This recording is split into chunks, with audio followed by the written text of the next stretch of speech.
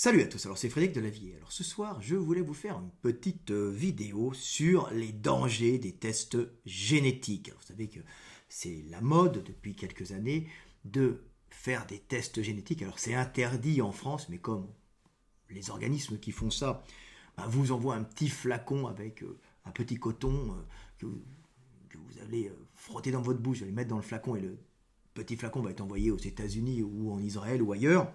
Donc c'est interdit en France, mais le test génétique sera fait en fin de compte à l'étranger, ce qui permet de court-circuiter la loi. Et ils vont mettre sur une plateforme, vous allez aller la voir, une plateforme américaine, par exemple, c'est la loi américaine, ou la loi israélienne, je ne sais pas.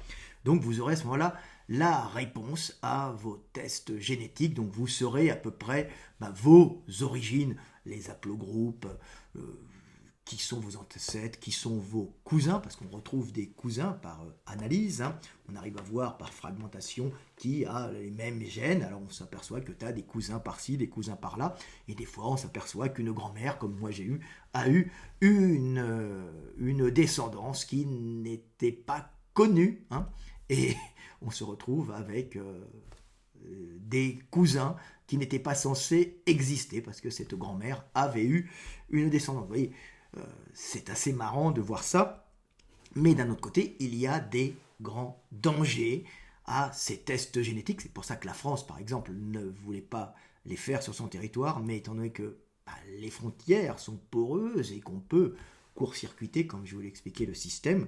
Moi-même, j'ai fait les tests génétiques, mais il y a de grands dangers. Alors, les dangers de ces tests génétiques ne sont pas les dangers d'avoir des maladies ou autre chose. Les vrais dangers de ces tests génétiques sont les mêmes que les dangers des réseaux sociaux. C'est pour ça qu'il y a des guerres actuellement entre les Américains, les poseurs de câbles dans les océans, et les Chinois aussi qui veulent poser des câbles dans les océans avec...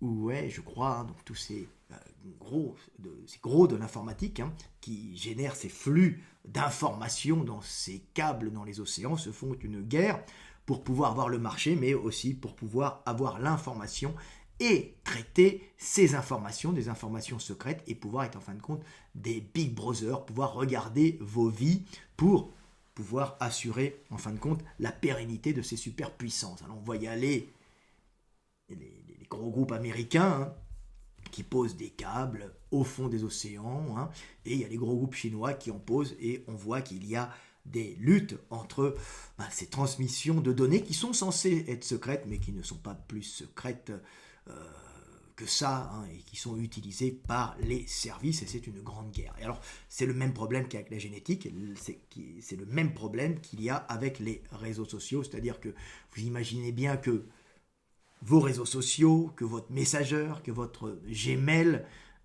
que vos pages Facebook, même quand vous la mettez en privé, même vos messages privés, et même vos mails sont espionnés, bien sûr, et sont analysés pour savoir ce que vous faites. Alors évidemment, si vous êtes un chauffeur de bus de la région parisienne qui ne fait rien de particulier, ça n'intéresse personne, mais ça peut intéresser si vous commencez à voir un poste important ou dans la politique ou dans la dissidence, ou même un poste important dans la recherche scientifique, parce qu'on peut toujours prendre des informations pour les donner à votre pays, ou pour les pays peuvent se battre pour justement de l'information scientifique, de la haute technologie industrielle et tout. Donc c'est très important de savoir que vos réseaux sociaux vont être espionnés, que les messages que vous envoyez à votre copine vont être espionnés. Alors bien sûr, ça va intéresser personne si vous n'êtes pas connu, vous vous appelez Kevin, et que vous dites des conneries sur Internet, sur vos messages privés ou sur votre Facebook, ça n'intéresse pas grand monde. Mais évidemment, si vous commencez à être maire, ministre, président, patron d'une grande entreprise qui gère des millions, bien sûr, à ce moment-là, ça peut être important. Puis bien sûr, si vous êtes un gangster, t'as pas intérêt, si tu es un gangster, d'être sur les réseaux sociaux parce que tu vas être traqué, fiché, les photos vont être analysées, alors les photos pas forcément des tiennes, par exemple, ils analysent, par exemple les services secrets analysent en permanence les photos de YouTube avec des algorithmes qui recherchent les individus recherchés par le FBI, je sais pas moi, Interpol ou autre, et si tu te retrouves par exemple à l'arrière d'une photo d'un mec qui a fait un selfie, par exemple à Budapest, on saura que tu es à Budapest et on va appeler à ce moment-là, si tu es Interpol, la police de Budapest en disant que Duchemol, qui est un trafiquant de drogue notoire qui a changé d'identité, se retrouve à Budapest. Et ça, c'est les risques. Et tu as les mêmes risques avec les tests génétiques. Alors évidemment, si tu n'as rien à te reprocher, tu as une vie banale, même honorable, mais où tu ne présentes pas un danger ou un danger de concurrence économique ou un danger terrorisme ou autre, tes tests génétiques peuvent être ne sont pas utilisés. Mais si tu es un terroriste, si tu es dans l'industrie à haut niveau ou dans la politique, à ce moment-là, tes tests génétiques pourront être utilisés. Alors c'est ainsi que si tu es un criminel, je crois que c'est déjà arrivé, hein, si tu as fait par exemple un crime il y a des années, personne ne te connaissait, hein, on avait juste ton ADN, mais tu étais un ADN inconnu, un ADN anonyme parmi tous les ADN et tu n'avais jamais fait de test génétique. Il suffit que tu veuilles faire ton test génétique, tu l'envoies à une société et évidemment Big Brother des fois regarde ces tests génétiques et fait des comparaisons et à ce moment-là ils vont te tomber dessus. Alors ils sont censés pas te tomber dessus, mais évidemment les données s'achètent et se donnent, hein, puisque le pouvoir des États, le pouvoir des gros groupes économiques est énorme, hein, c'est des millions qui sont en jeu et la police joue aussi là-dessus, on le sait très bien. Donc tu peux très bien, un gars comme ça qui avait fait son test génétique et qui avait été un criminel anonyme a été retrouvé comme ça. Il doit y en avoir pas mal qui sont retrouvés comme ça. Donc c'est le problème. Pire encore, si tu fais un test génétique par exemple, toi, tu ne fais pas de test génétique, mais tu es recherché d'un crime que tu avais fait il y a très longtemps. Alors je rigole en disant un crime. Tu avais tué, étranglé, violé une femme, mais tu n'avais pas mis de préservatif, mais après tu t'es calmé. Donc tu pensais que c'était oublié. Tu as eu un enfant avec une autre femme. Ils peuvent même faire que si la mère de ton fils ou de ta fille fait un test sur ton fils, ils s'apercevront qu'il a la moitié des gènes en commun avec le tueur présumé. Le tueur, en tout cas l'ADN d'un tueur, et à ce moment-là, ils vont te tomber dessus. Tu vois que ça va assez loin, ce qu'on peut faire avec les tests génétiques. Bon, ça c'est pour les criminels, mais ça peut être utilisé d'une façon... Alors un criminel, c'est pas grave, hein, il faut le mettre de côté et l'éliminer ou le punir. Mais si tu es un dissident politique, ils peuvent faire la même chose, donc savoir où s'est planqué le dissident politique, où est parti le dissident politique qui se bat contre une dictature injuste, qui brime une population innocente. À ce moment-là, tu peux te faire retrouver par des vilains qui iront t'exécuter parce que tu es un dissident politique et tu as fait un test génétique et il a été vendu, il a été retrouvé. Alors ça peut être les risques aussi. Mais en vérité, le plus grand problème avec ces tests génétiques, c'est le fait qu'ils peuvent être utilisés en douce par des compagnies d'assurance, par exemple. C'est un truc qui est classique, hein. C'est des actionnaires qui sont derrière des compagnies d'assurance qui ne veulent pas perdre de l'argent. Et en douce, alors pas en France, parce qu'on va dire si, une assurance supplémentaire, mais on va dire qu'en France, tu as quand même une assurance d'État qui te permet de survivre.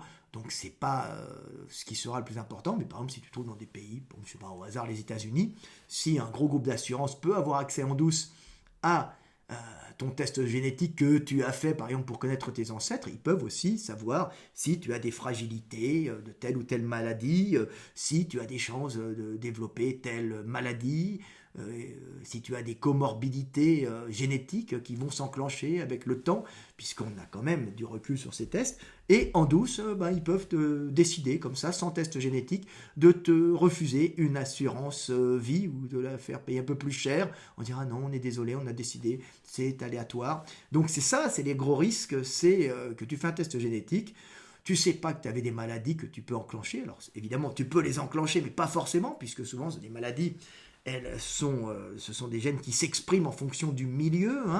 Il n'y a pas que des programmations de dégénérescence, il y a aussi des gènes qui peuvent s'exprimer en fonction du milieu que tu ne peux ne pas avoir. Par exemple, si tu as des gènes, par exemple, pour l'obésité, les mecs vont dire on ne va pas vous prendre pour cette assurance sans que tu le saches, parce qu'ils vont avoir accès à, justement, ton patrimoine génétique, à ton code génétique, ils vont avoir accès à ton génome, ils vont savoir que, par exemple, tu as une tendance à faire de l'obésité, mais évidemment, si tu manges en faisant attention et tu fais du sport, écoute, tu ne vas pas devenir obèse, tu ne vas pas avoir d'accident cardiovasculaire, hein.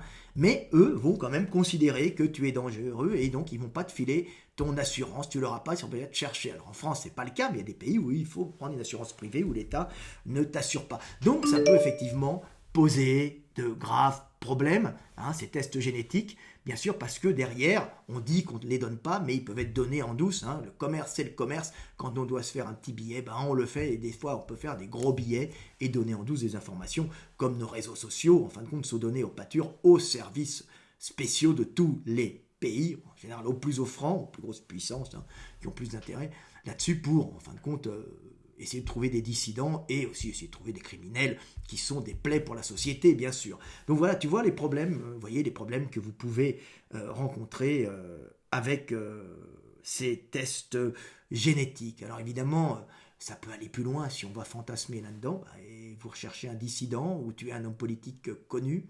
Euh, L'État, tu fais une politique qui ne va pas, par exemple, avec ce que veut le pays, un pays dans lequel tu es le dirigeant d'un pays, mais il y a un pays qui est un concurrent économique avec toi direct pour du gaz ou pour autre chose, hein, pour l'énergie. Ils vont avoir accès peut-être à ton test génétique, voir que toi tu ne savais même pas que tu peux faire une allergie très grave et carabinée à tel produit ou telle molécule, et à ce moment-là, s'arranger pour te faire bouffer un truc qui va te rendre très malade et t'éliminer pour trouver, en fin de compte, un politique qui te remplacera et qui sera moins virulent et qui permettra justement au pays qui t'a rendu malade ou qui t'a tué d'avoir accès à plus d'énergie et d'éliminer un concurrent. Hein. Ça, c'est ce qui est risqué, c'est ce qui est dangereux, comme avec les réseaux sociaux. Hein. C'est pour ça que les chefs d'État, en général, coupent leurs réseaux sociaux. Uniquement, ils sont très surveillés et ils communiquent par air ou avec des réseaux d'armée qui ne sont pas ces réseaux sociaux. Mais on a encore des industries qui communiquent avec les réseaux sociaux et justement, ces tests peuvent être utilisés et ils seront, si tu es dans la base de données et tu deviens puissant, tu restes dans cette base de données, ça peut être très très dangereux pour toi si tu deviens puissant. Bon, après, il faut t'approcher aussi pour te tuer. Bon, si tu es à très haut niveau, hein, à très haut niveau quand même, tu peux avoir des protections, mais quand même, il y a des risques. Voilà, petite vidéo sympathique pour vous expliquer les risques que vous avez à faire ces tests, mais ces tests sont aussi exceptionnels parce qu'ils permettent de comprendre, en fin de compte, les maladies, la répartition des individus, la façon, les filiations, comment elles se sont faites. Et puis, c'est vraiment fabuleux parce que ça donne une base de données hein, qui peut être traitée pour plein de choses différentes.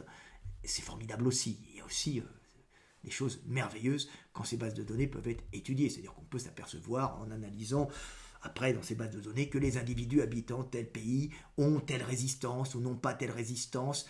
Et à ce moment-là, on peut comprendre comment fonctionne le monde. Voilà.